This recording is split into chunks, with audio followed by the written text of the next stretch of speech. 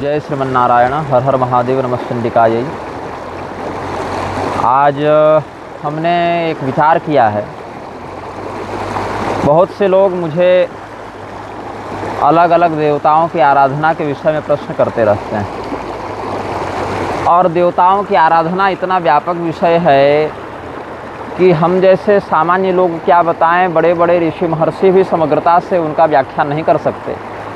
इसीलिए किसी एक संप्रदाय के, किसी एक आगम के अंतर्गत ही वो उसका उपदेश कर देते हैं, और उसमें भी यह नहीं कहते कि ये विधि संपूर्ण है या ये विधि सर्वग्राह्य है या यही विधि एकमात्र है।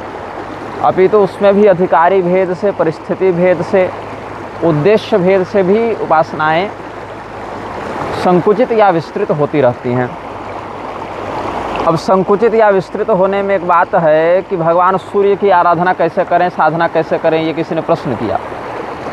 तो भगवान सूर्य की आराधना में केवल भगवान सूर्य को नमः सूर्याय ऐसा कहना भी आराधना ही है, अथवा बिल्कुल सौरागम की विधि से, अथवा सूर्योपनिषद की विधि से, या सूर्य संबंधी पुराणों की विधि से, संप्रदायोक्त रीति से महदर्चन करना भी एक आराधना विधान ही है।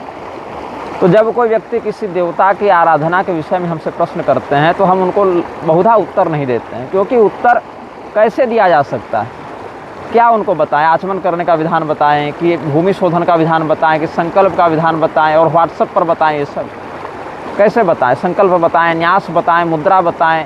ये सब व्हाट्सएप और फेसबुक पर पूछने का विषय नहीं है ना।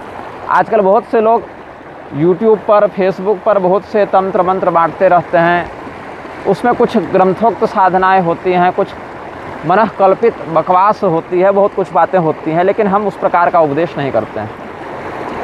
हाँ, ऐसा कोई विषय हो जिसमें बहुत लघु प्रारूप में कुछ स्पष्ट किया जा सके तो हम उसको कर देते हैं। और इसी क्रम में आज हम आप सबों के समक्ष कुछ बातें स्पष्ट करने के लिए आए हैं, और इस विषय को हम इसीलिए स्पष्ट कर रहे हैं क्योंकि जिस प्रकार की ये साधनाएं हैं, जिस प्रकार की ये विद्याएं हैं, उनका एक तो समाज में प्रचलन बड़ा कम है, ये प्रभावी बहुत अधिक हैं, और अभी समाज को इसकी नितांत आवश्यकता भी है। सबसे पहले जो हम आपको एक विद्या देने जा रहे हैं, उसके विषय में पहले हम लेख भी लिख चुके हैं। हमारी वेबसाइट पर भी वो लेख होगा, हमारे फेसबुक इत्यादि पर भी वह लेख विद्यमान है। उसको कहते हैं चौर गणपति विद्या, चौर गणपति साधना। चौर गणपति क्या है, इसके विषय में हमने लेख लिखा था, जिसको मैं आपको पढ़ के ही बता देता हूँ। भगवान गणपति के बहुत से प्रभेद शास्त्र में वर्णित हैं। क्षिप्र वरद गणपति हैं, नील गणपति हैं, उच्छिष्ट गणपति हैं, हरिद्रा गणपति हैं, श्वेतार्क गणपति हैं।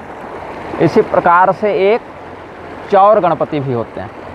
तो चौर गणपति क्या करते हैं, जो साधक का पुण्य है, जो उपासना का फल है, तपस्या की तेजस्विता है, उसका हरण करते हैं। बहुत से ऐसे क्षुद्र ग्रह हैं, यक्ष भूत प्रेत होते हैं, जो ब्रह्म राक्षस इत्यादि भी होते हैं, जो उपासक के आराधना के फल को चुरा लेते हैं, उपासक की आराधना को फलीभूत नहीं होने देते हैं।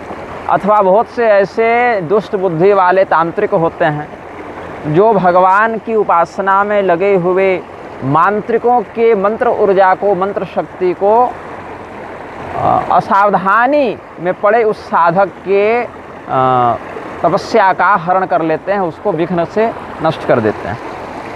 तो भगवान नारद का इसमें एक वचन है कि स्थिर कर्माखिलम कार्यम राज सेवाभिषेचनम चौर कर्म स्थिरारंभा कर्तव्या वृश्चिकोदय। वृश्चिक लग्न जो है उसमें 3 प्रकार के लग्न होते हैं ना, चर लग्न, स्थिर लग्न और द्विस्वभाव लग्न। तो प्रथम, द्वितीय और तृतीय, मतलब मेष, वृष, मिथुन, ऐसे करते हुए क्रमशः बढ़ेंगे तो चर स्थिर द्विस्वभाव, चर स्थिर द्विस्वभाव, चर स्थिर द्विस्वभाव ऐसे होता है। तो वृश्चिक लग्न जो है वो स्थिर लग्न है। तो स्थिर लग्न में राज सेवा का कार्य करना चाहिए, अभिषेक इत्यादि कार्य करना चाहिए, और चौर्य कर्म करना चाहिए। शास्त्र में प्रत्येक कर्म के लिए विधान बताया है। जो उचित है अनुचित है इसका विवेक तो स्मृतियों से, श्रुति पुराण आदि से हो जाता है, लेकिन जहाँ उचित और अनुचित का वर्णन करना अभिष्ट नहीं है, केवल क्रिया और क्रिया काल का वर्णन करना अभिष्ट है, वहाँ पर चौर्य कर्म को स्थिर लग्न में करने का भी निर्देश प्राप्त होता है। तो इसमें यह कहते हैं नारद मुनि कि चौर कर्म जो है वो वृश्चिक उदय में किया जाना चाहिए, जब वृश्चिक लग्न का उदय। शिव पुराण की विश्वेश्वर संहिता के 18वें अध्याय में कहते हैं, निर्विघ्नेन कृतं सांगम कर्म वै सफलम भवेत् तस्मात् सकल कर्मादौ विघ्नेशम पूजयेत् बुधः। समस्त कार्यों के प्रारंभ में विघ्न नाश हेतु भगवान गणपति का पूजन करना चाहिए। स्कंद पुराण में जो माहेश्वर खंड है उसके अंतर्गत जो केदार खंड है उसमें भी यह बात वर्णित की गई है। लोका भस्मीकृता येन तस्माद् येनापि रक्षिताः तस्यार्चना विधिः कार्यो गणेशस्य महात्मनः कर्मारंभे तो विघ्नेशम ये नार्चन्ते गणाधिपम कार्य सिद्धिर्न तेषां वै भवेत्तु भवतां यथा। गणपति पूजन नहीं हुआ था ना समुद्र मंथन से पूर्व, विघ्नेश विधिम विलोक्य, क्या कहते हैं, समुद्र मंथन से पूर्व गणपति पूजन नहीं हुआ था, इसीलिए बारंबार विघ्न पड़ने लगे। भगवती सती के साथ भगवान शिव का जब विवाह हुआ था तो गणपति पूजन नहीं हुआ था, इसीलिए उनका दाम्पत्य खंडित हुआ, ऐसा भगवान शिव ने ही स्पष्ट किया है।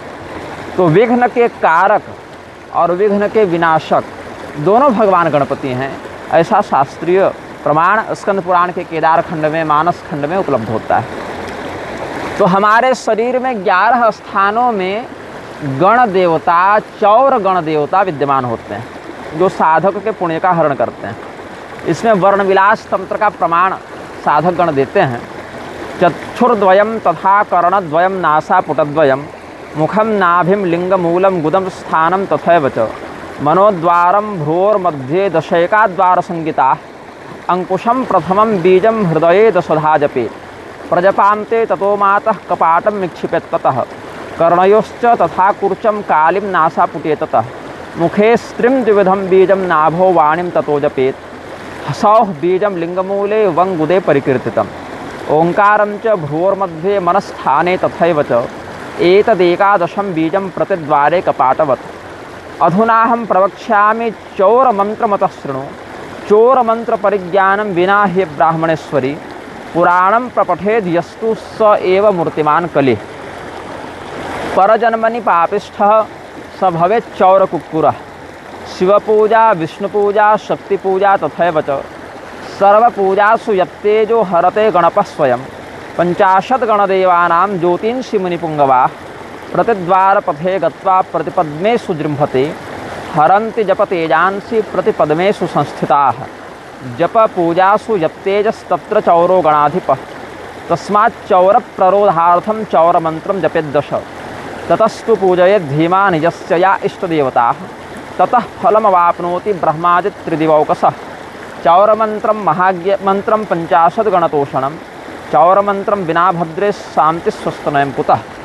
तो भगवती के प्रति भगवान का वर्णविलास तंत्र में वचन है कि दोनों नेत्र, दोनों कान, दोनों नासाच्छिद्र, मुख, नाभि, लिंगमूल, गुदा और दोनों भवों के मध्य का जो मनोद्वार है, इन 11 स्थानों को द्वार कहते हैं। इसमें सबसे पहले अंकुश बीज को हृदय में 10 बार जप के न्यास करना चाहिए। अंकुश बीज क्या है?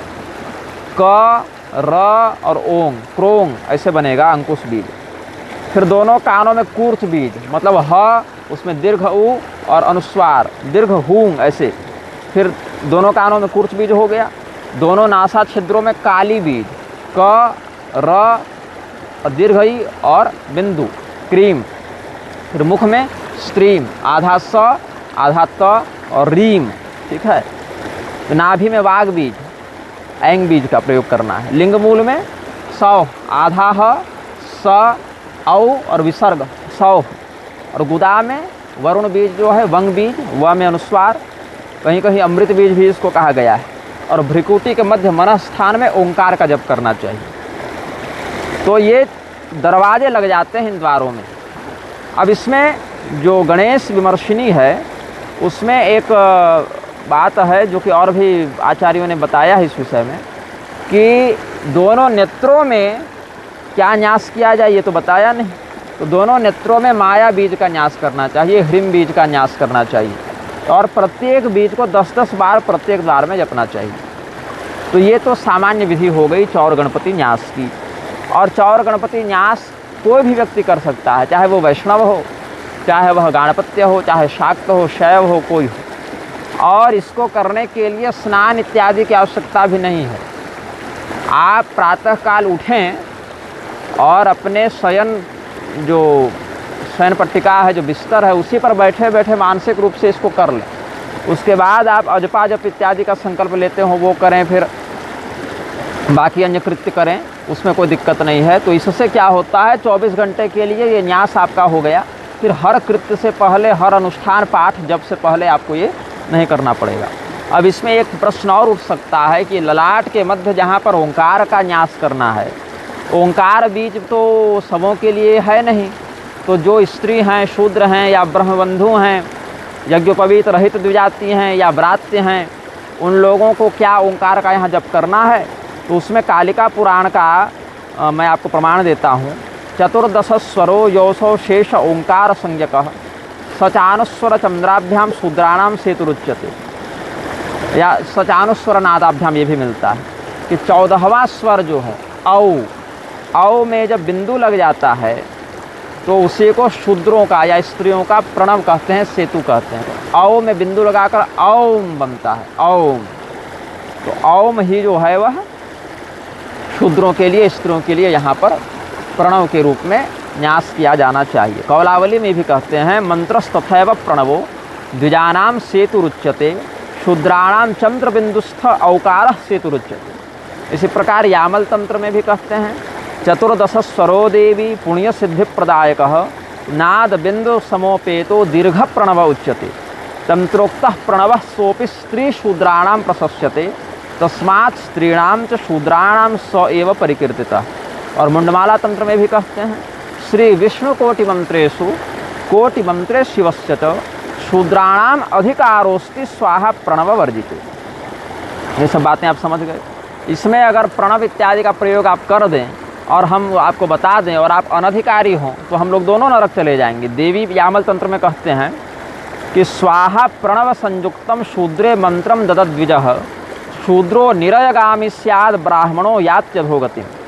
कि जो ब्राह्मण शूद्र को या अनधिकारी को, स्त्री इत्यादि को भी स्वाहा और वैदिक प्रणव से युक्त मंत्र देता है, वो मंत्र लेने वाला शूद्र भी नरक जाता है और मंत्र देने वाला ब्राह्मण भी अधोगति को प्राप्त होता है। इसीलिए शाक्तानंद तरंगिणी में कौलाचार्य ब्रह्मानंद जी कहते हैं कि वहनि जाया स्थले मायाम दत्वा शूद्रो जपेद यदि। जहाँ स्वाहा है वहाँ पर ह्रीं बीज का प्रयोग करना चाहिए शूद्र इत्यादि को। और भूत शुद्धि तंत्र में भी कहते हैं तंत्रोक्तम प्रणवम देवी वहनि जायाम च सुंदरी प्रजपेत सततम शूद्रो नात्र कार्या विचारणा। तंत्रोक्त प्रणव और तंत्रोक्त वहनि जाया, वहनि मतलब अग्नि, जाया मतलब पत्नी। अग्नि की पत्नी कौन है? स्वाहा। तो वहनि जाया मतलब स्वाहा। तो कैसी वहनि जाया का? तो तंत्रोक्तम प्रणवम देवी वहनि जायाम च सुंदरी। जो तांत्रिक प्रणव है, मतलब औ में बिंदु लगाकर जो 14 स्वर को अनुस्वार नाद से युक्त करके जब औंग बनाते हैं, तो वो वाला जो तंत्रोक्त प्रणव है। और तंत्रोक्त वहनि जाया जो है, क्या? वहनि जाया स्थले मायाम मतलब माया बीज, मतलब ह्रीं बीज, उसी का व्यवहार शूद्र स्त्री इत्यादि को करना चाहिए। तो ब्रह्मांड पुराण में जो हैं 50 चौर गणों के नाम दिए गए हैं, जिनका मैं श्लोक बता दे रहा हूँ। विघ्नेशो विघ्नराजश्च विनायक शिवोत्तमो विघ्नकृत विघ्नहंता च विघ्नराड गणनायकः एकदंतो द्विदंतश्च गजवक्त्रो निरंजनः कपर्दवाम दीर्घमुखः शंकुकर्णो वृषध्वजः गणनाथो गजेन्द्रास्य शूर्पकर्णस्त्रिलोचनः लंबोदरो महानादश्चतुर्मूर्तिः सदाशिवः आमोदो दुर्मदश्चैव सुमुखश्च प्रमोदकः एकपादो द्विपादश्च शूरो वीरश्च षण्मुखः वरदो वामदेवश्च वक्रतुंडो द्विदंतकः। कहीं कहीं द्विरंडकः भी आया है। और सेनानीर ग्रामणीर मत्तो मत्त मूषक वाहन या विमत्तो मत्त वाहन भी आया है। जटी मुंडी तथा खड़गी वरेण्यो वृषकेतनः भक्ष्यप्रियो गणेशश्च मेघनादो गणेश्वरः। जैसे आप जानते होंगे जब साधक गण अनुष्ठान करके उठते हैं तो अपने आसन के नीचे थोड़ा सा जल लगाकर और इंद्राय वसट कहते हैं और उसको तिलक लगाते हैं अपने ललाट पर। तो जैसे इंद्र देवता साधक के पुण्य का हरण न करें, इसके लिए इंद्राय वसट कह के आसन विसर्जन से पूर्व तिलक लगाने की परंपरा है। और ऐसे भी इंद्र के द्वारा महाराज पृथु के यज्ञ का अश्वहरण कर लेना, सगर जी के यज्ञाश्व का हरण कर लेना, या इंद्रपुत्र बाली की वैजयंती माला जो स्वर्ण माला थी उसके माध्यम से प्रतिपक्षी के बल का हरण कर लेना, ये सब भी परिलक्षित होता है। और अन्य साधक के मंत्र सिद्धि का या दिव्य मणि यंत्रादि का अपहरण दूसरे ईर्ष्यालु साधकों के द्वारा कर लेना, ये सब भी उदाहरण शास्त्रीय और सामाजिक परंपरा में देखे गए हैं। तो भगवान गणपति ने गणेश विमर्शिनी में चौर मंत्र आदि का प्रयोग बताया है। कर्णद्वयम तथा चक्षुर्नाश द्वयम नासा मुखम ततः नाभिस्थाने लिंगमूले गुदस्थाने तथैव च मनोद्वारम भ्रुवोर्मध्यम दशैकम द्वारमीलितम प्रतिद्वारे न्यसेन मंत्रम चौराक्षम ब्राह्मणेश्वरी चौर मंत्रम चाह भद्रे प्रतिद्वारे कपाटवत् रहस्यम ते प्रवक्ष्यामि पंचाशद गणतोषणम अंकुशम प्रथमम बीजम अंकुशम पंचमम बीजम प्रथमे दशधा जपेत प्रजप्य सुभगे मातः कपाटम निक्षिपेत ततः अन्यथा अंकुशैर बीजः कपाटम भेदिरे गणा चंद्रिकांतर्गता नित्यम शंकरम वरसुंदरम चंद्रिकासु समालीनः सिंजिनी अणिमा गुणः चंद्रबिंदात्मिका नित्या गणेश परिपूजिता ह्रीं ह्रीं बीजद्वयमिति विन्यसे नयनद्वये कर्णयोश्च तथा ह्रीं ह्रीं हुं हुं नासाद्वये तथा मुखे स्त्रीं द्विविधं बीजं नाभौ क्लीं सुभगेश्वरी सौ बीजं लिंगमूले गुदे वं परिकीर्तितं हुंकारं च भ्रुवोर्मध्ये मनस्थाने तथैव च एतदेकादशद्वारे चौरमन्त्राणि विन्यसेत् दशधा चौरमन्त्रं च एकधा वापि बीजकम् अनेनैव जपेनापि प्रतिद्वारे कपाटकम। अब गणेश विमर्शिनी में जो न्यास विधान दिया हुआ है और जो वर्णविलास तंत्र में दिया हुआ है, इसमें कुछ मतभेद है। जैसे अब इसमें कहते हैं कि अंकुशम पंचमम बीजम, तो पंचम बीज क्या है? तो इसमें यह कहा जाता है कि सप्रणवम सर्वम पंचमम भवति, प्रणव युक्त होकर सभी बीज पंचम बीज हो जाते हैं। तो इसका हम प्रणव का तो बता ही दिए हैं आपको अर्थ। तो दोनों नेत्रों में ह्रीं बीज का, दोनों कानों में भी ह्रीं बीज का, दोनों नासा छिद्रों में हुम बीज का, मुख में स्त्रीम बीज का, नाभि में क्लीम बीज का, लिंग मूल में हसौह बीज का, गुदा में वंग बीज का और भौं के मध्य हुम बीज का, ये भी एक मत है। और दूसरा मत यह कहता है कि अंकुश बीज क्रोंग को हृदय में 10 बार, फिर दोनों कानों में हुम बीज का, दोनों नासा छिद्रों में क्रीम बीज का, मुख में स्त्रीम बीज का, नाभि में ऐंग बीज का, लिंग मूल में हसौह बीज का, गुदा में वंग बीज का और ललाट में प्रणव का ओंकार बीज का, जिसका हम विशेष वर्णन प्रकरण में कर चुके हैं, उसका जप करना चाहिए। तो इसमें आपको कौन सा करना है, इसके लिए कोई निश्चित विधान नहीं है, दोनों ही कर सकते हैं, दोनों में से कोई भी आप एक कर लें। अब इसका प्रयोग कब करना है, इसके लिए कहते हैं कि शृणु चापि प्रवक्ष्यामि मंत्रस्य जप निर्णयम् प्रातः काले च शय्यायां मुक्त स्वाप स्वदेहते पूर्ववन मातृकान्यासं विन्यसेन मातृकास्थले तथा एकादशद्वारे चौरमन्त्राणि विन्यसेत् दशधा चौरमन्त्रं च एकधा वापि संजपेत् चौरमन्त्र जपात् तुष्टिर्गणेशस्य तदा भवेत् यमस्य नाधिकारोऽपि चौरमन्त्रजपात् प्रिये सर्वमन्त्र जपात् तेजः सर्वस्मात् समुपस्थितं सर्व तत्तेजो हरणो शक्तिर्गणेशस्य न चय वही, कि प्रातः काल में शैया से उठकर सोकर जब आप उठे तो यथास्थान वहीं पर अपनी परंपरा के अनुसार मातृका न्यास इत्यादि बहुत लोग करते हैं। फिर उक्त एकादश स्थानों में चौर संबंधित बीजों का 10 बार, अथवा अगर ये मंत्र आपको सिद्ध हो गया हो, कई वर्ष से कर रहे हो, तो एक बार भी इनका न्यास कर ले। तो चौर मंत्र के जप से भगवान गणेश की संतुष्टि हो जाती है, फिर यमराज भी उस तेज का हरण नहीं करते। सभी मंत्रों के जप का तेज संपूर्ण रूप से समुपलब्ध होता है, जिसका हरण करने की शक्ति गणेश्वर में भी नहीं है। यजुर्वेद का जो शतरुद्रीय मंत्र है उसमें तस्काराणाम पतये नमः कहते ही हैं, और शिव रहस्य के तीसरे अंश में तस्काराणाम च पतये कहते हैं, और सूत संहिता के मुक्ति कांड में भी तस्काराणाम नमस्तुभ्यम पतये पापहारिणे कहते हैं। स्कंद पुराण में पतये तस्काराणाम ते वनानाम पतये नमः गणानाम पतये तुभ्यम विश्वरूपाय साक्षिणे, ये सब कहते हैं। तो इस प्रकार से चौर देवताओं के अधिपति भगवान रुद्र स्वरूपी गणेश्वर का यह चौर मंत्र हमने बताया है। एक पंक्ति में इनका ध्यान भी बता देता हूँ। हाहा राव तंत्र के अनुसार द्वार देवताओं का जो द्वार गणपति का जो विघ्न विनायक का ध्यान है वो कहते हैं, अथ वक्षे द्वारदेव ध्यानम तंत्रेषु गोपितम देवद्वारम द्वारदेवा स्वयं उच्चाटयन्ति ये पाशांकुशफलां भोज पाणिम पातालतुंडिलम वीरम विघ्नेश्वरम वंदे गजवक्त्रम त्रिलोचनम। जिनका मुख हाथी के समान है, जिनके 3 नेत्र हैं, जो अपने हाथों में पाश, अंकुश, फल और कमल धारण किए हुए हैं, जिनका पेट इतना बड़ा है कि पाताल तक पहुंच रहा है, ऐसे भगवान विघ्न विनायक विघ्नेश्वर चौर गणपति का हम, द्वार नायक गणपति का हम ध्यान करते हैं। इस प्रकार से स्मरण करना चाहिए। अनुष्ठान से पूर्व भी कर सकते हैं अथवा सोकर उठे उसी समय कर लिया तो फिर पूरे दिन भर आप अन्य आहनिक कृत्यों के लिए निश्चिंत हैं। इस तपस्या का तेजोहरण नहीं होगा। ये हमने आपको चौर गणपति विद्या संक्षेपतः बता दी।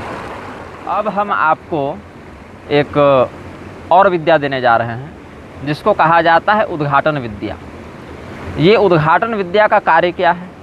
जैसे हमने आपको चौर गणपति में बताया था कि हमारे शरीर के 11 द्वारों में 50 गण देवता रहते हैं, 50 गण देवता रहते हैं, जो विघ्नेश्वर जी को मिलाकर, प्रधान चौर गणपति को मिलाकर 51 हो जाते हैं। तो वे हमारे उन द्वारों के माध्यम से हमारे सुकृत का अपहरण न करें, इसके लिए हम गणपति जी की चौर मंत्रों से आराधना करते हैं। ये हमने बता दिया है। अब उद्घाटन विद्या का कार्य क्या है? ये उद्घाटन विद्या हमारे शरीर के चक्रों को और चक्र सीमाओं को शुद्ध करने का कार्य करती है। तो उद्घाटन विद्या हम आपको देने जा रहे हैं। सबसे प्रथम चक्र जो है हमारे शरीर में वो व श श स, ये 4 अक्षर से वश स दल युक्त सम्यगाधार पद में भगवान गणपति के अधिकार में आने वाला 4 पंखुड़ियों वाला वकार, तालव्य स, मूर्धन्य स, दंत स से युक्त पद्म मूलाधार चक्र में स्थित है। जहाँ पर पृथ्वी तत्व का बाहुल्य है, उसका वह मुख्यालय है, और वहाँ पर देवी त्रिपुरा का स्थान है।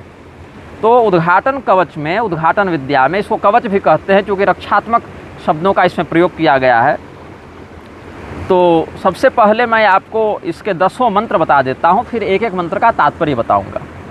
मूलाधारे स्थिता देवी त्रिपुरा चक्रनायिका नृजन्म भीतिनाशार्थम सावधाना सदास्तु मे स्वाधिष्ठानाक्ष चक्रस्था देवी श्री त्रिपुरेशिनी पशुबुद्धिं नाशयित्वा सर्वैश्वर्य प्रदास्तु मे मणिपुरे स्थिता देवी त्रिपुरेशीति विश्रुता स्त्रीजन्म भीतिनाशार्थं सावधाना सदास्तु मे स्वस्तिके संस्थिता देवी श्रीमत्त्रिपुरसुन्दरी शोकभीतिपरित्रस्तं पातु मामनघं सदा अनाहताक्षनिलया श्रीमत्त्रिपुरवासिनी अज्ञानभीतितो रक्षां विदधातु सदा मम त्रिपुरा श्रीरिति ख्याता विशुद्धाख्यस्थलस्थिता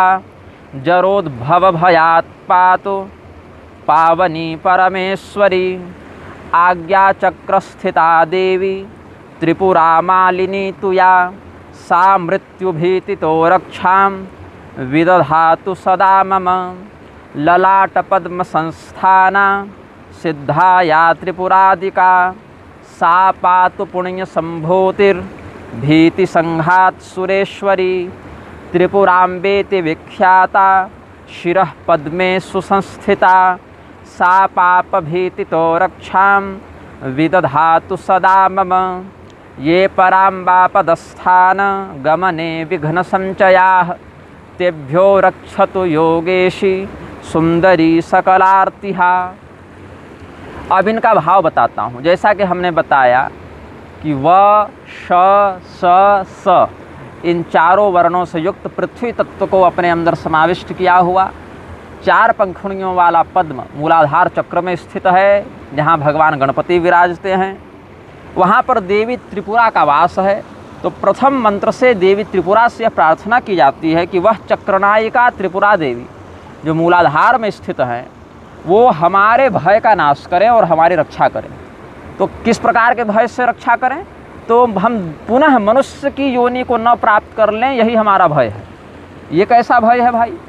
तो मनुष्य की योनि जो है वो कर्म योनि है और शेष योनियाँ भोग योनियाँ हैं।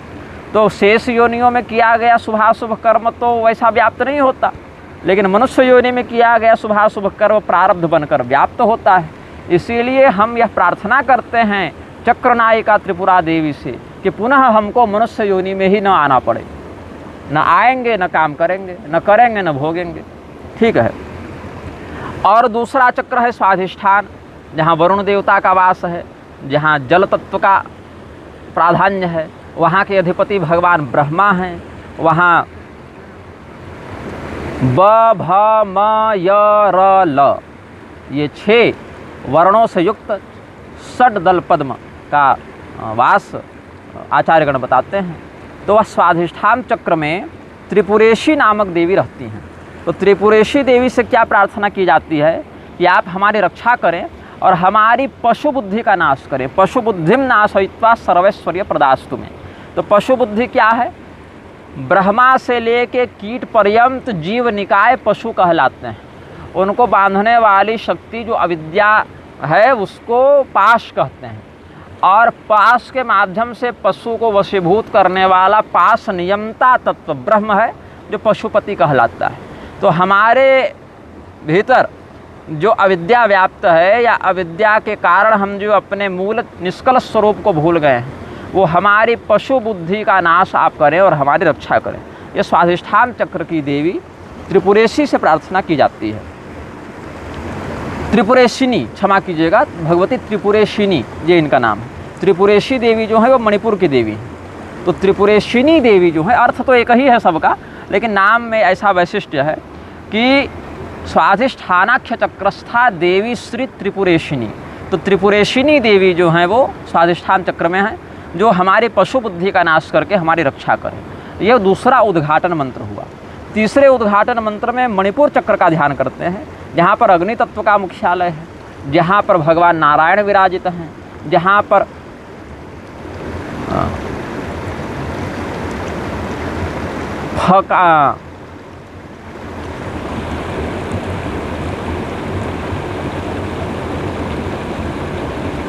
डाब्दे फांत गतई ऐसा कहते हैं, डकार से लेके फकार तक।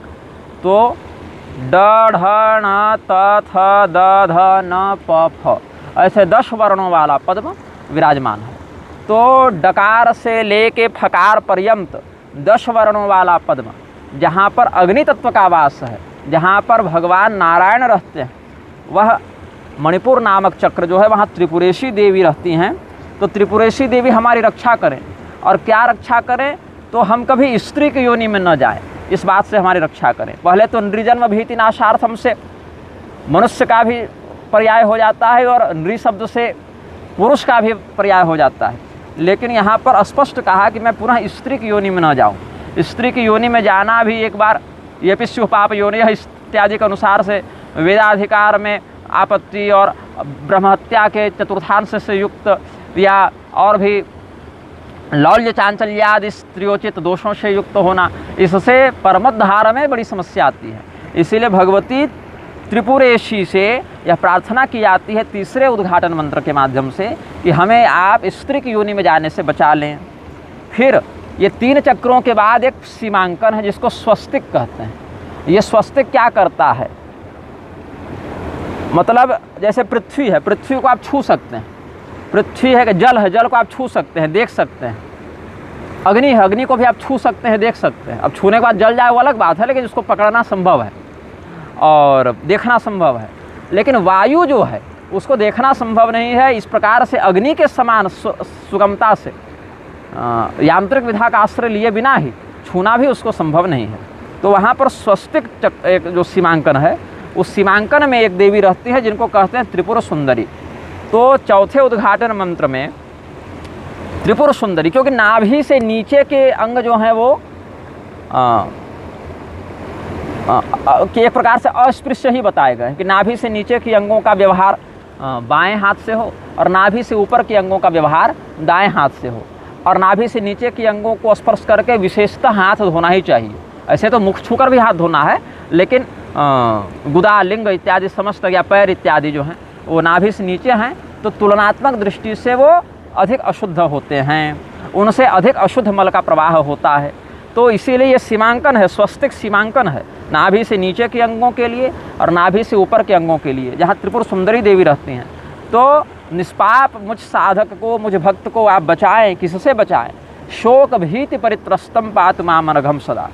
शोक जो है, डिप्रेशन जो है, अवसाद, ये बहुत बड़ा रोग होता है। अर्जुन जैसे दिव्यात्मा भी शोकाकुल होकर गांडीवं संसते हस्तात पक्षैव परिदह्यते, ये सब कहने लगे, धनुष फेंक दिए, नहीं लड़ूंगा। अर्थोपस्थमुपाविशत विसृज्य ससरम चापं शोक संविघ्न मानस। तो अर्जुन जैसे धीर वीर क्रांतिकारी महापुरुष भी शोकाकुल होकर निर्वीर्य के समान, क्लैब्य के समान व्यवहार करने लगे, क्लीब के समान व्यवहार करने लगे। तब भगवान को कहना पड़ा कि क्लैब्य मास्मगमः पार्थ न तत्त्वयुपपद्यते। तो इसीलिए शोकाकुल हमको न करें, क्योंकि शोकाकुल व्यक्ति अपने विवेक का प्रयोग नहीं कर पाता है, मेधा का प्रयोग नहीं कर पाता है। इसीलिए भगवती त्रिपुर सुंदरी से चौथे उद्घाटन मंत्र के माध्यम से प्रार्थना की जाती है कि आप शोक से हमारी रक्षा करें। उसके बाद अनाहत चक्र है, जहाँ पर क से लेकर ठ तक, क ख ग घ ङ च छ ज झ या ट ठ, ये 12 वर्ण होते हैं। 12 वर्णों से युक्त जो द्वादश दलावृत जो पद्म है, वह वायु तत्व का मुख्यालय बनकर हमारे हृदय में स्थित होता है, जहाँ भगवान महादेव का वास है। वहाँ पर भगवती त्रिपुरवासिनी रहती हैं। तो त्रिपुरवासिनी भगवती से क्या प्रार्थना की जाती है कि अज्ञान से उत्पन्न होने वाले भय से आप हमें बचाएं। अज्ञान भीति तो रक्षाम, अज्ञान भीति से आप हमारी रक्षा करें, क्योंकि अज्ञश्चा श्रद्धानश्च संशयात्मा विनश्यति। जो व्यक्ति अज्ञानी है उसका विनाश हो जाता है, और श्रद्धावान लभते ज्ञानम, जो श्रद्धालु वही ज्ञान प्राप्त करता है। और ज्ञानम लब्ध्वा पराम शांति मचिरेणाधिगच्छति। जब ज्ञान प्राप्त हो जाता है तो अतिशीघ्र वह व्यक्ति परम शांति को, निर्वाण को प्राप्त हो जाता है। तो कुल मिला के अज्ञान के विनाश के लिए श्रद्धा और ज्ञान की प्राप्ति के लिए श्रद्धा की आवश्यकता है, और अश्रद्धा के साथ ज्ञान नहीं आता। तो अज्ञान से उत्पन्न होने वाला भय क्या है? बंधन ही अज्ञान से उत्पन्न होने वाला भय है, और मोक्ष ही ज्ञान से उत्पन्न होने वाला फल है। तो अज्ञान रूपी दुर्गुण से जो भय उत्पन्न होता है, उस भय से अनाहत चक्र में रहने वाली देवी त्रिपुरवासिनी हमारी रक्षा करें, ये साधक की प्रार्थना होती है। फिर उसके ऊपर कंठ में विशुद्ध चक्र है, जिसको विशुद्ध चक्र में जीव का वास बताते हैं। वह जीव जो है 16 दल वाले पद्म में रहता है।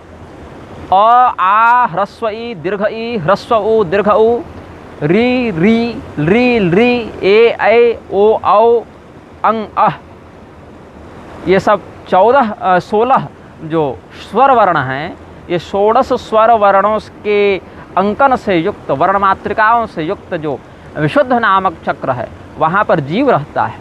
और वहाँ पर आकाश तत्व का मुख्यालय है।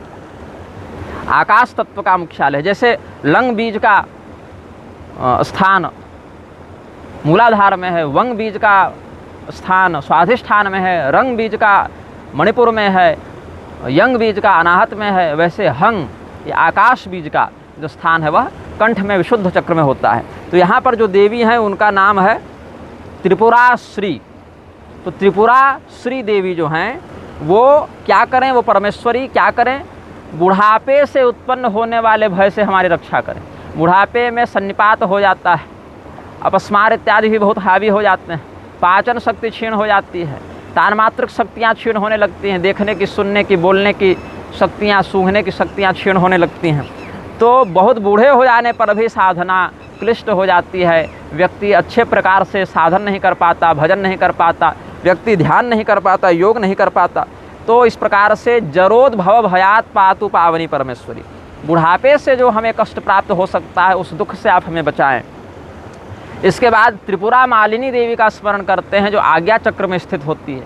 यहीं पर हकार और छकार, संयोगी छ और ह, इन्हीं दो वर्णों से युक्त दो पंखुड़ी वाले पद्म का वास है, जहाँ पर श्री गुरुदेव के दोनों चरण कमल विद्यमान होते हैं। और यहीं पर श्रीम बीज का भी स्थान बताया गया है। श्रीम बीज यहीं पर विद्यमान है। और यहाँ पर दो पंखुड़ियों वाले इस चक्र में, आज्ञा चक्र में त्रिपुरा मालिनी देवी होती हैं। त्रिपुरा मालिनी देवी से प्रार्थना की जाती है कि सा मृत्यु भीतितो रक्षा विदधातु सदा मम, मृत्यु के भय से आप हमें बचाएं। ये मृत्यु क्या है? प्रारब्ध चक्र को पुनः भोगने के लिए जो शरीर परिवर्तन की प्रक्रिया है वही मृत्यु है। मृत्यु होगी, नया शरीर मिलेगा, ध्रुवम जन्म मृतस्य च, इसीलिए वहाँ पर मृत्यु क्या है? परिवर्तन है। कैसा परिवर्तन? प्रारब्ध चक्र को भोगने के लिए इस शरीर में जो सामर्थ्य था समाप्त हो गया, एक नया शरीर लगेगा। इसीलिए नए शरीर को प्राप्त करवाने के लिए तथा शरीरान विहादिरणान्यान संयाति नवानि देहि, इस भाव को पुष्ट करने वाली प्रक्रिया है मृत्यु है।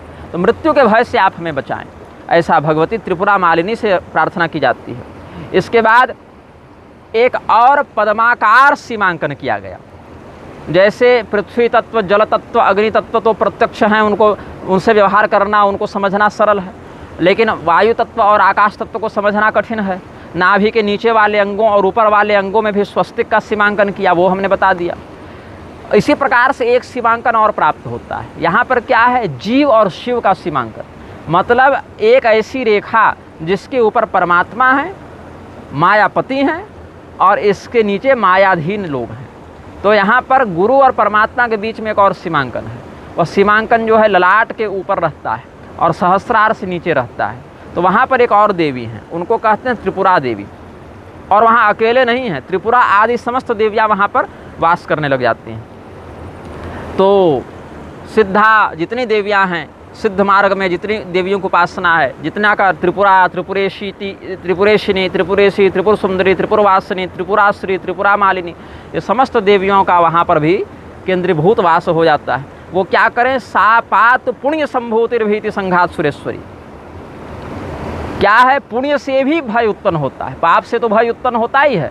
एक भय पुण्य से भी उत्पन्न होता है कि पुण्य करते करते हम उसमें आसक्त हो जाएंगे, आसक्त होने पर स्वर्ग मिलेगा। और क्षीणे पुण्य मर्त्य लोकम विषमति, जब पुण्य क्षीण हो जाएगा तो फिर पृथ्वी पर आना पड़ेगा, तो मोक्ष तो हुआ नहीं। तो जिस प्रकार से पाप को अशुभ माना गया, वैसे ही मुमुक्षु के लिए पुण्य को भी अशुभ ही माना गया। तो इसी प्रकार पुण्यकामी व्यक्ति भी मोक्ष को प्राप्त नहीं करता, निष्काम व्यक्ति मोक्ष को प्राप्त करता है। कर्तव्य पूर्ति के लिए कोई पुण्य करे, न त्याज्यमिति चापरे इत्यादि वचनों से, पावनानि मनीषिणाम इत्यादि वचनों से कोई करे तो ठीक है, लेकिन अनासक्त भाव से वहाँ पर उसको करना चाहिए। तो भगवान यहाँ पर यह उपदेश करते हैं कि जो त्रिपुरादि समस्त देवियाँ हैं वो पुण्य के ऐश्वर्य से भी जो भय उत्पन्न होता है उससे हमारी रक्षा करें। इसके बाद जो ललाट के ऊपर जो सहस्रार है, जहाँ पर समस्त सहस्र वर्णमात्रिकाएँ, सहस्रों प्रकार से जो वर्णमात्रिकाएँ व्याप्त हो जाती हैं, ऐसे तो 50 ही हैं प्रधानता से, लेकिन उनकी भी और जो रश्मिगत स्थिति हो जाती है, अगणित स्थिति हो जाती है। अनंत वाच्या प्रभवन्ति शब्दाः या अनंत संख्या प्रभवन्ति शब्दाः, ऐसे भी आता है वर्ण। तो वहाँ पर त्रिपुराम्बा देवी का वर्णन करते हैं। त्रिपुराम्बेति विख्याता शिरः पद्मे सुसंस्थिता सा पाप भीतितो रक्षाम विदधातु सदा मम। जो शिरः पद्म में, जो मस्तक पर सहस्रार है, वहाँ पर परमात्मा की स्थिति है। वहाँ पर जो त्रिपुराम्बा देवी हैं वो समस्त प्रकार से पाप के माध्यम से जो भय प्राप्त होता है, अलग अलग प्रकार के पापों से अलग अलग नरक मिलता है, जितने भी प्रकार के दुष्कृत है, पाप है, उनसे जो भय प्राप्त होता है वो उससे हमें बचाएं। तो पुण्य से भी बचाएं, पुण्य वाले भय से भी बचाएं, और पाप वाले भय से भी बचाएं। तो इस प्रकार से हमने क्या बताया? मूलाधार चक्र में त्रिपुरा देवी से पुरुष के जन्म वाले भय से बचाने की प्रार्थना की गई। स्वाधिष्ठान चक्र में त्रिपुरेशिनी देवी से पशु बुद्धि के नाश की प्रार्थना की गई। मणिपुर में त्रिपुरेशी देवी से स्त्री के जन्म से बचाने की प्रार्थना की गई। फिर स्वस्तिक सीमांकन में त्रिपुर सुंदरी देवी से शोकाकुल होने वाले भय से बचाने की प्रार्थना की गई। फिर अनाहत चक्र में त्रिपुरवासिनी देवी से अज्ञान से उत्पन्न भय से रक्षा करने की बात कही गई। फिर त्रिपुराश्री देवी से विशुद्ध चक्र में बुढ़ापे से उत्पन्न भय से रक्षा करने की प्रार्थना की गई। फिर आज्ञा चक्र में त्रिपुरा मालिनी देवी से मृत्यु से उत्पन्न भय से रक्षा करने की बात की गई। फिर ललाट के पद्म के सीमांकर में त्रिपुरादि समस्त देवियों से पुण्य से प्राप्त होने वाले भय से रक्षा करने की प्रार्थना की गई, और सहस्रार में त्रिपुरांबा देवी से पाप से रक्षा करने की प्रार्थना की गई। इस प्रकार से निम्नतम स्थिति से उच्चतम स्थिति के मध्य साधक को जितने भी विघ्न प्राप्त होते हैं, ये पराम्बा पदस्थान गमने विघ्न संचया, उन समस्त विघ्नों से भगवती सुंदरी, भगवती योगेशी, योगेश्वरी हमारी रक्षा करें। समस्त आपत्तियों का विनाश करने वाली भगवती महामाया हमारी रक्षा करें। इस प्रकार से प्रार्थना की जाती है। ये उद्घाटन विद्या है। ये उद्घाटन विद्या एक शाकद्वीपीय साधक ने ही हमको आज से 10 वर्ष पहले दी थी।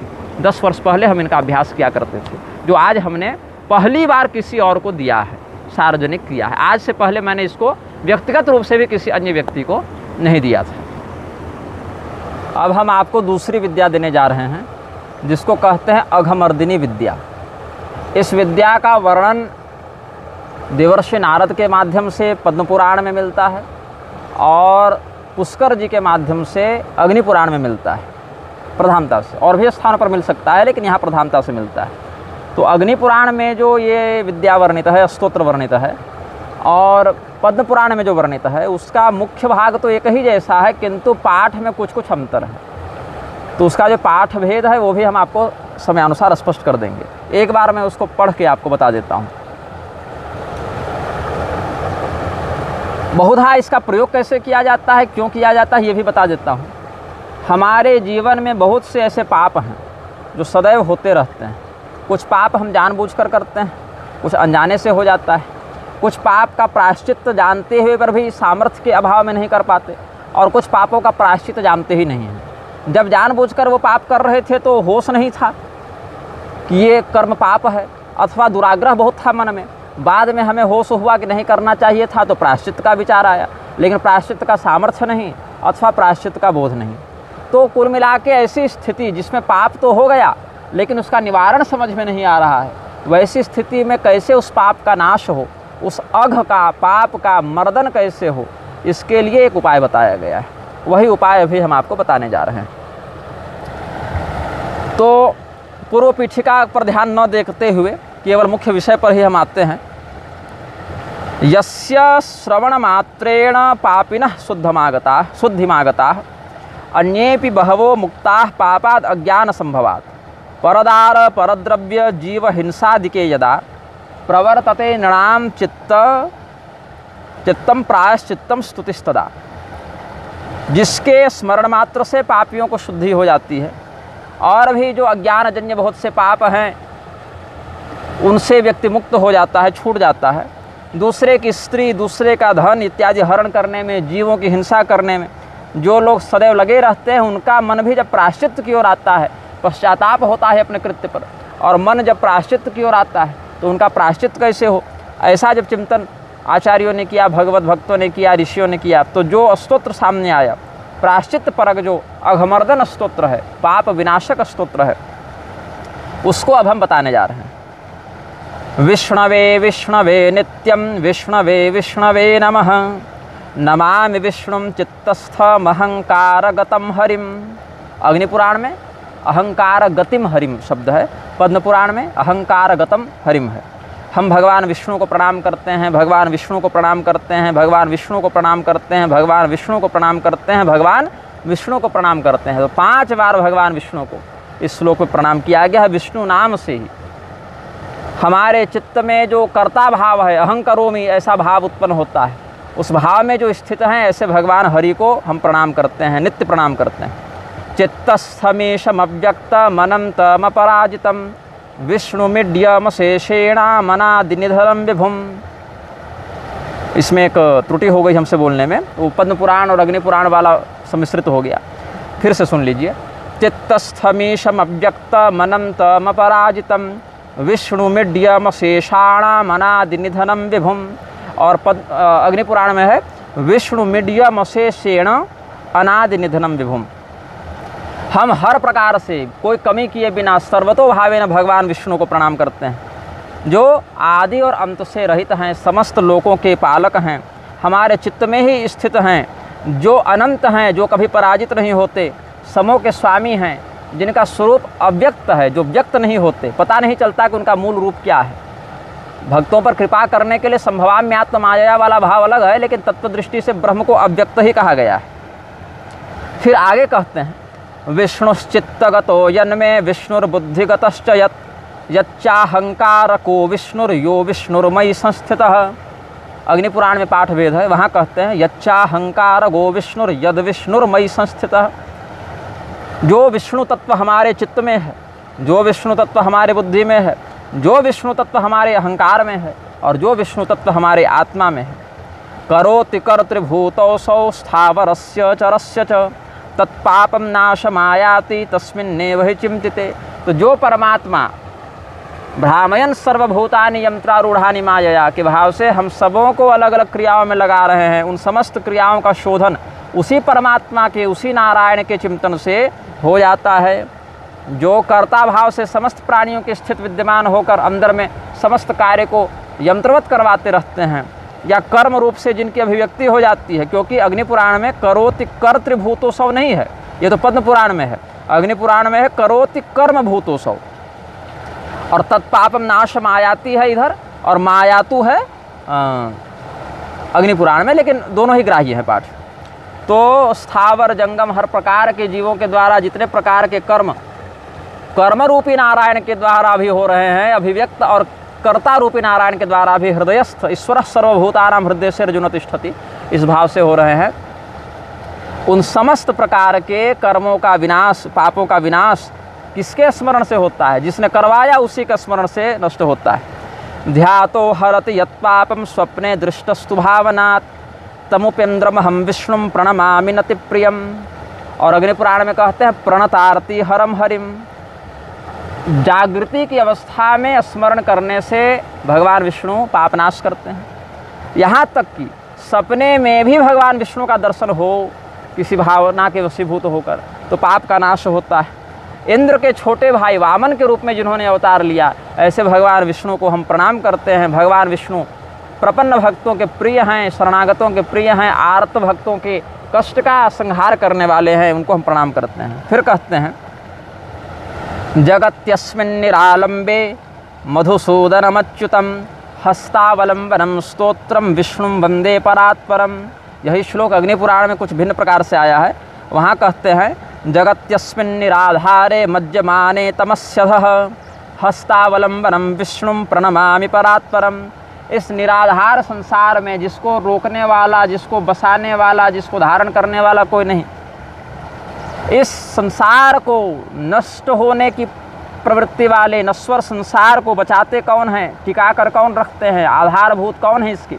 बोले जिस प्रकार से डूबता हुआ तत्व किसी के हाथ से ऐसे निकलकर तर जाता है, वैसे ही नष्ट होते हुए संसार की रक्षा करने के लिए भगवान विष्णु हैं। तो भगवान विष्णु का हाथ ही सबों का आश्रय है।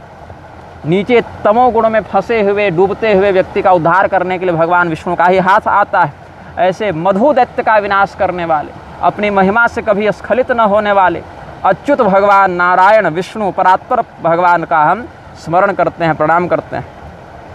फिर संबोधन में कहते हैं सर्वेश्वरेश्वर विभो परमात्मन्नधोक्षज ऋषिकेश ऋषिकेश ऋषिकेश नमोस्तुते नृसिंहानंत गोविंद भूत भावन केशव दुरुक्तम दुष्कृतम ध्यातम शम पापम नमोस्तुते।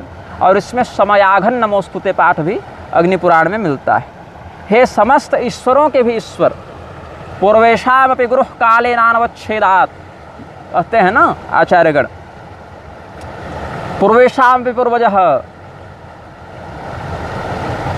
10वें अध्याय में भी भगवान ने बताया है, अर्जुन ने भी कहा है कि आप सबों के वरिष्ठ हैं, श्रेष्ठ हैं, ऐसा ऋषिगण बताते हैं। तो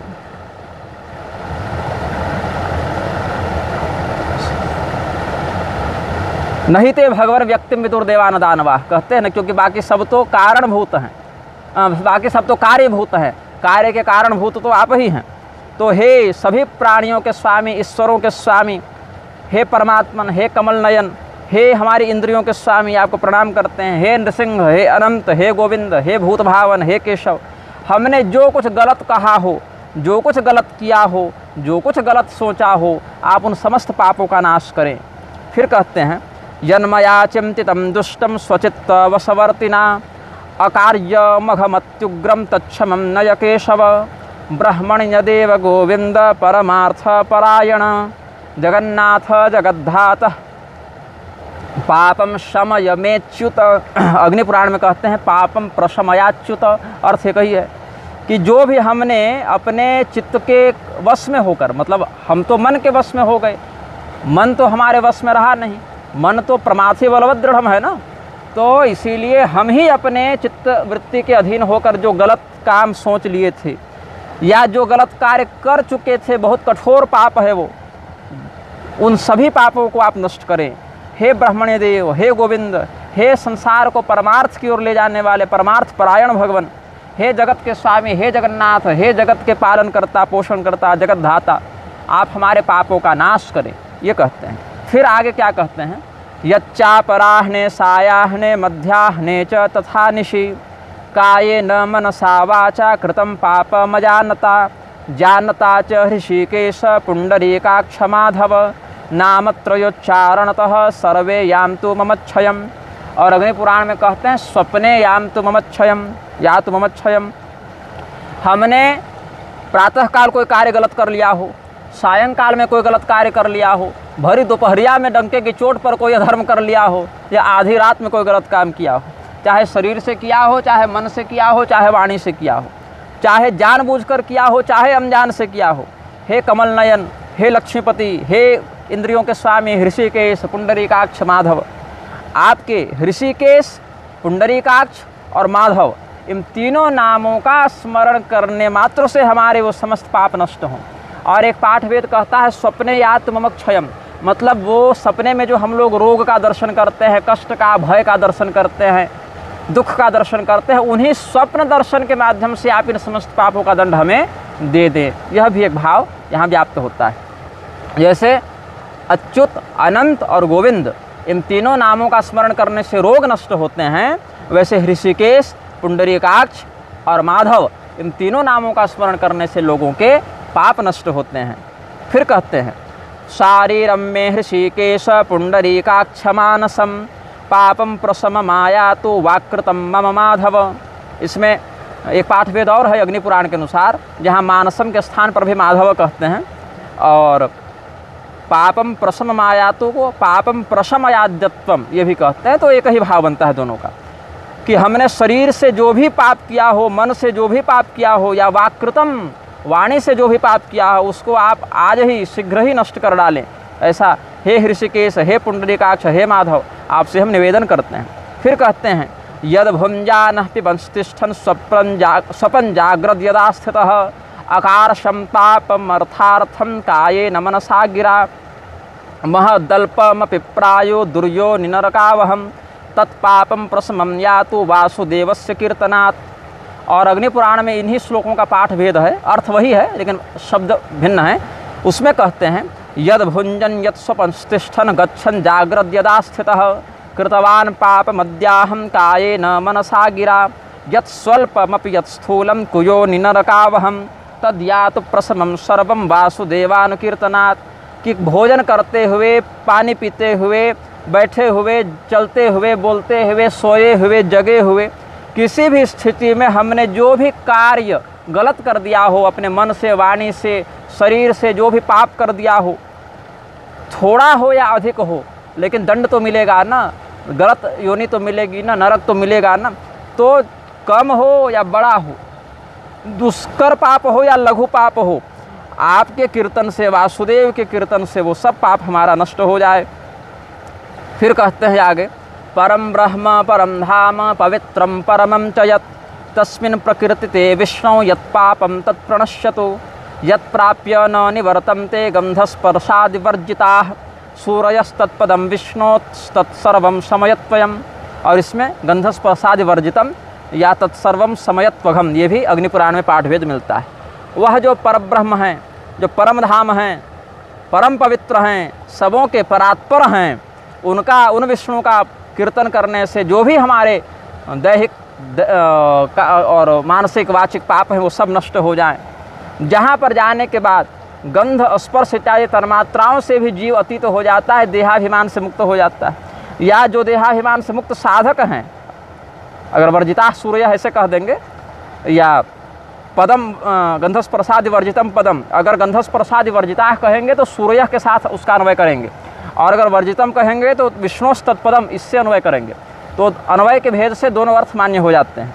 यहाँ कहते हैं कि जिस स्थान को प्राप्त करके व्यक्ति गंध, स्पर्श इत्यादि तन्मात्रिक देहिक वासनाओं से मुक्त हो जाता है और वापस नहीं आ पाता है, आना नहीं पड़ता है, पुनर्जन्म नहीं होता, विद्वान गण उसको भगवान विष्णु का लोक बताते हैं। वह तत्पदम परम पदम वैष्णव मामनंती, और वही पद, वही भगवान विष्णु का धाम हमारे समस्त पापों का नाश करे। अरे ये चींटी थी क्या हाथ में, वो पानी में गिर गई, ये भी पाप हो गया क्या हमसे, मर जाएगी तो अब इसकी बहती नदी में कहाँ से उठाए उसको, हाथ में चींटी थी, फूंक दिए तो बेचारी पानी में गिर गई। नारायण नारायण नारायण नारायण नारायण नारायण नारायण नारायण नारायण। चलो तुम्हारा भी कल्याण हो जाए। ध्यान नहीं रहा कि सामने जल है। अच्छा, सूर्य दर्शन से भी पाप नष्ट होता है। खैर उसके लिए तो भगवान नाम संकीर्तन कर ही दिए। तो ये स्तोत्र हो गया पाप विनाशक स्तोत्र। स्तोत्र हुआ और मैंने फूंका और वो चींटी बह गई। ऐसे चींटियाँ डूब कर तो नहीं मरती हैं सामान्यतया, बहती धारा हो निकल जाएगी कहीं, लेकिन नहीं भी निकले तो इन स्तोत्र आदि के पाठ से जो पुण्य है वो तो मिल ही जाएगा उसको। फिर कहते हैं फलश्रुति में इसका पुण्य फल क्या है, इस स्तोत्र का प्रभाव क्या है। तो पाप प्रणाशनम स्तोत्रम यह पठेत शृणुयादपि, अग्नि पुराण में कहते हैं, और पद्म पुराण में कहते हैं पाप प्रशमनम स्तोत्रम यह पठेत शृणुयाद नरः शारीरमानसैर्वाग्जैः कृतैः पापैः समुच्यते या कृतैः पापैः प्रमुच्यते।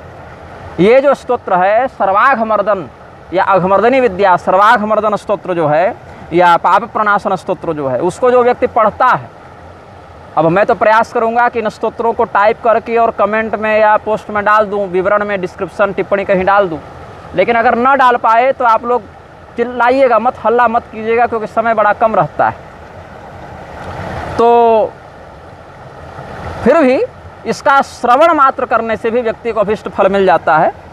तो शरीर के द्वारा, मन के द्वारा, वाणी के द्वारा जितने पाप किए जाते हैं उन समस्त पापों का निस्तार हो जाता है, समस्त पाप नष्ट हो जाते हैं। इस स्तोत्र को पढ़ने वाले, सुनने वाले समस्त लोगों को ये फल प्राप्त होता है। और मुक्तः पापग्रहादिभ्यो, या अग्नि पुराण के अनुसार सर्व पापग्रहादिभ्यो यात विष्णु परम पदम, वह भगवान विष्णु के परम पद को जाता है। इसीलिए पाप होने की स्थिति में ये सर्वाघमर्दिनी विद्या का, अघमर्दिनी विद्या का प्रयोग करना चाहिए। ये समस्त पापों का विनाश करने वाला प्रायश्चित्त परक स्तोत्र है। तस्मात् पापे कृतम जप्यम स्तोत्रम सर्वाघमर्दनम प्रायश्चित्तमघौघानां पठितव्यम नरोत्तमैः। स्तोत्रम व्रत कृते वरम भी मिलता है पाठवेद। और प्रायश्चित्त स्तोत्र वरैर व्रतैर नश्यति पातकम, या स्तोत्र जपैर प्रायश्चित्त स्तोत्र जपैर व्रतैर नश्यति पातकम, ये भी मिलता है। ततः कार्याणि संसिद्ध्यै तानि वै भुक्ति मुक्तये। और इतना ही नहीं, पूर्व जन्म के पापों पर भी इसका विनाशक प्रभाव काम करता है। पूर्व जन्मार्जितम पापम दैहिकम ऐहिकम च नरेश्वर, इस जन्म का और पिछले जन्म का सब इसमें आ जाता है। स्तवस्य श्रवणादस्य सज्ज एव विलीयते, इस स्तोत्र के श्रवण मात्र से वो सब नष्ट होते हैं। जैसे कोई जंगल हो, बहुत बड़ा भले जंगल हो, लेकिन आपके हाथ में लकड़ी की बेत वाली कुल्हाड़ी आ जावे, तो जैसे वाणी से पाप किया तो वाणी से ही मंत्र पढ़ा और उसका शोधन हो गया, वैसे बड़े से बड़े जंगल को भी कुल्हाड़ी का प्रयोग करके काट देते हैं और उसको जला देते हैं। तो पाप रूपी जंगल को नष्ट करने के लिए कुल्हाड़ी और दावाग्नि के समान ये स्तोत्र है। और अगर पापों का जो समूह है वो अंधकार है, तो प्रचंड किरणों वाले सूर्य के समान यह स्तोत्र है। ये भगवान नारद ने उपदिष्ट किया है, पुष्कर जी ने भी इसको बताया है।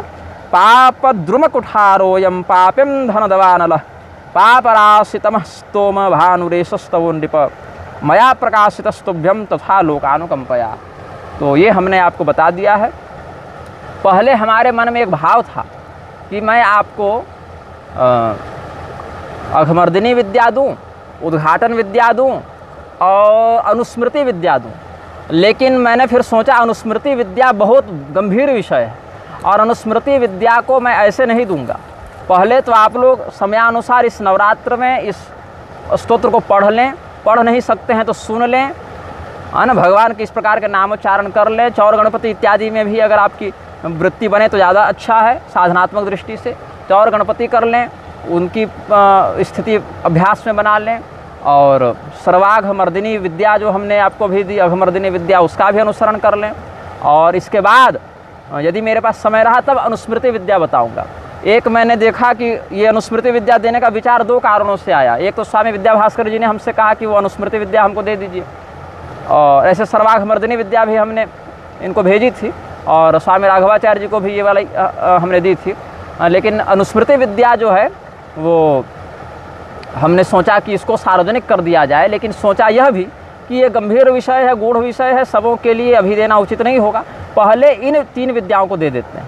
हमने गूगल में एक जगह देखा था बहुत पहले, किसी व्यक्ति ने कोरा में पूछा था, quora.com में, कि अनुस्मृति विद्या क्या है, तो लोग उसका मजाक उड़ाने लगे, उपहास करने लगे, बोले अनुस्मृति नहीं मनुस्मृति होती, जबकि वो अलग बात है, ये अलग बात है। अनुस्मृति विद्या भी 2 प्रकार की होती है। एक दिव्य गणित वाली अनुस्मृति विद्या है, जिसको प्रतिस्मृति विद्या भी कहते हैं। वो धर्मराज युधिष्ठिर के पास थी, लोमस मुनि, धौम्य मुनि इत्यादि की कृपा से वो विद्या उनको मिली थी। उसी विद्या का प्रयोग करके उन्होंने बैठे बैठे बता दिया था कि महाभारत के युद्ध में 1,66,20,000 लोग मरे थे और 24,165 या ऐसे कुछ लापता हैं। ऐसे कुछ भाव है, कुछ ऊपर नीचे गणना में, लापता वालों की गणना में भ्रम हो सकता है हमको, आप एक बार देख लेंगे। सौप्तिक पर्व, स्त्री पर्व इत्यादि में ये सब प्रकरण मिल जाएंगे। एक वो अनुस्मृति विद्या, प्रतिस्मृति विद्या अलग है, और ये अनुस्मृति विद्या है मरने की विद्या, कि मरा कैसे जाता है, मृत्यु की विद्या है ये। विधि पूर्वक जीवन की विद्या तो कोई सिखा दे या न सिखा, ये तो अलग बात है, लेकिन भगवान ने मरने की कला, मरने की विद्या बताई है। तो अनुस्मृति विद्या मैं आपको नवरात्र के बाद दूंगा, तब तक ये इधर 8-10 दिन है अभी, इस स्तोत्र का अभ्यास कर ले। एक ही बार पूरा दे दूंगा तो फिर कुछ नहीं दे पाऊंगा, आप भी कुछ नहीं ले पाएंगे। तो अभी आपको हमने चौर गणपति की विद्या दे दी, उद्घाटन विद्या भी दे दी है, सर्वाघमर्दिनी विद्या भी दे दी है। इसमें सबसे पहले चौर गणपति का अभ्यास करें, उसके बाद सर्वाघमर्दिनी विद्या का अभ्यास करें, उससे पाप मुक्त होगा व्यक्ति। उसके बाद उद्घाटन विद्या का अभ्यास करें।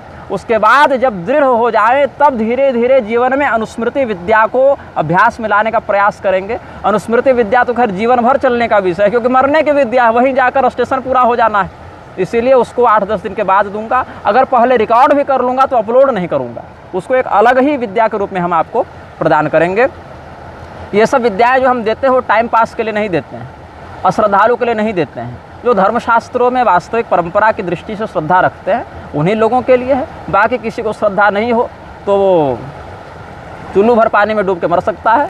तो क्या कहें अब। श्रीमन नारायण, हर हर महादेव, नमस्ते।